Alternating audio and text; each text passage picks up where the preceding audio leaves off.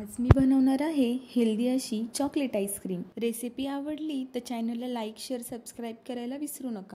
एका बाउलमध्ये 1 वाटी मखाने, अर्धी वाटी काजू, अर्धी वाटी बदाम, अर्धी वाटी ओट्स, 7-8 खजूर टाकले आहेत ओले गोडपणा येण्यासाठी। यामध्ये मी साखरेचा अजिबात वापर केला नाही। गरम केलेले दूध टाकले, झाकून ठेवावे अर्धा 1 तासासाठी। अर्धा 1 तासानंतर छानपैकी आपले ड्रायफ्रूट्स सगळे साहित्य भिजले गेले आहे। त्यामध्ये मी 2 चमचे कोको पावडर टाकली आहे। आता सर्व जिन्नस एकजीव करून मिक्सर जारमध्ये टाकून घेतले। त्यामध्ये 2-3 ड्रॉप व्हॅनिला इसेन्स देखील टाकले आहे।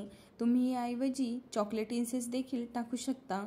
आता ब्लेंड झालेले मिक्सर एका बाउलमध्ये काढून घेतले। त्यावर चॉकलेट शेव टाकले आहे, ऑप्शनल आहे। यावर ॲल्युमिनियम पेपर लावून छानपैकी पॅक करून डबा रात्रभर डीप फ्रीजरला ठेवला होता।